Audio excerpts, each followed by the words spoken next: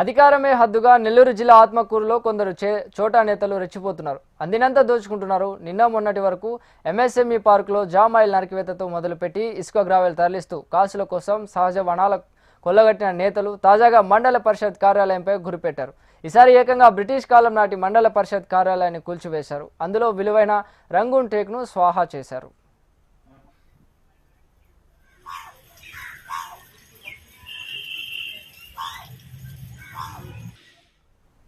నెల్లూరు జిల్లా ఆత్మకూరు పట్టణంలో బ్రిటిష్ కాలం నాటి ఎంపీడీఓ కార్యాలయం శిథిలావస్థకు చేరుకుంది.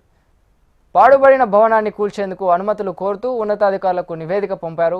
ఎంపీడీఓ కార్యాలయాన్ని కూల్చివేయడానికి ఉన్నతాధికారులు అనుమతులు ఇస్తూ కూల్చివేతకు 1,68,000 నిధులు మంజూరు చేశారు. కూల్చేందుకు సిద్ధంగా ఉన్న ఎంపీడీఓ భవనంలో 1,98,000 విలువైన రంగూన్ టేకు కలప ఉందని అధికారులు అంచనా వేశారు.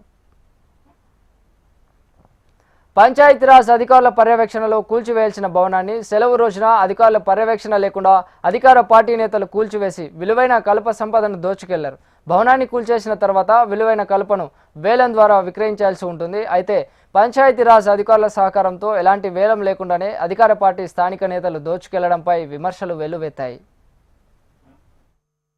ఆత్మకూరు మున్సిపల్ పరిధిలోని పూర్వపు బ్రిటిష్ కాలం నాటి ఎంపీడీఓ కార్యాలయాన్ని శిథిలావస్థకు చేరిందని అధికారులు దాన్ని కూల్చివేసినారు.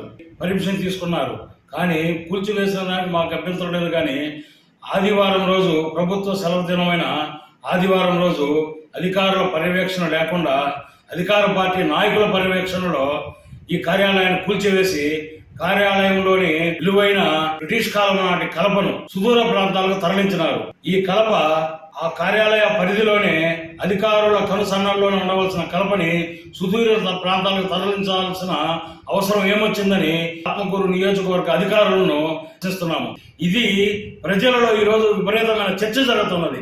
అధికారులకు ఇటువంటి దురాలోచనలు, దురాక్రమణలు ఈ ఆత్మకూరు మున్సిపల్ పరిధిలో ఈ మధ్యకాలంలో ఎక్కువైపోయినాయి.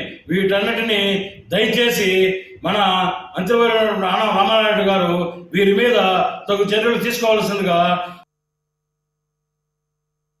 జామాయిలు దగ్గర 1.5-2 కోట్ల రూపాయల జామాయిలు కొట్టేసేసి రాత్రులు అమ్మేసిన విషయం తెలిసిందే. కనీసం ఇది అది తెలిసి జరిగిందో మన గౌరవ మంత్రివర్యులకి మనకు తెలియదు.